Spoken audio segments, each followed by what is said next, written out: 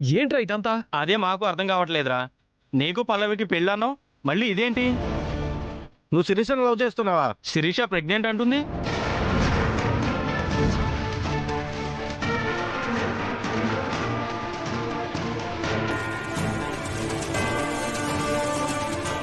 తను ప్రెగ్నెంట్ అవునో కాదో పక్కన పెడితే అసలు చరణ్ కి శిరీషకి ఏంటి సంబంధం?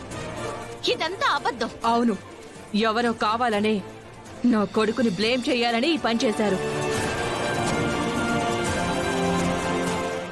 అవును, చరణ్ అలాంటి వాడు కాదు. అసలు శిరీషకి చరణ్ కి ఐ కాంటాక్టే లేదు. అబ్బా, ఎవరికి వారే వాడిని బాగానే వెనకేసుకొస్తున్నారే. చరణ్కి నాకు ఎఫైర్ ఉంది, చరణ్ వల్లే నేను తల్లినయ్యానని ఓ పక్క శిరీష చెప్తుంటే మీరందరూ ఏంటి అతడు ఉత్తముడని చెప్తున్నారు? ఏయ్, శిరీష చెప్పిందా శిరీషకి చరణ్ కి ఎఫైర్ ఉందని? ఏం శిరీష చెప్పు, నీకు తనకి ఎఫైర్ ఉందా?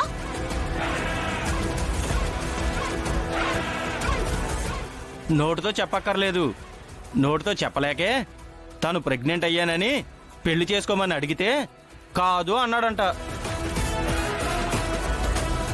అందుకే తనకు న్యాయం కావాలని చెప్పి తన బాధని ఇలా చెప్పుకుంది.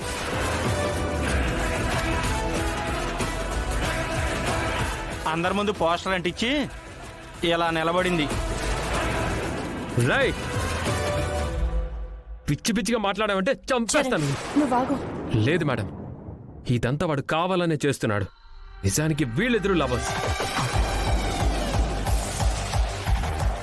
ఏంటి మేము లవర్సా?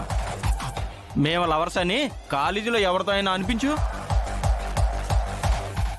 ఏరా, మేము ఎప్పుడైనా లవర్స్లా ఉన్నామా? పోనీ అలా కనిపించామా మీకు?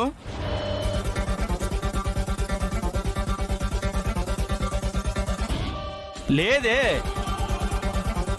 కానీ నువ్వు శిరీష లవర్స్ అనడానికి ఇదిగో ఈ పోస్టరే ఆధారం.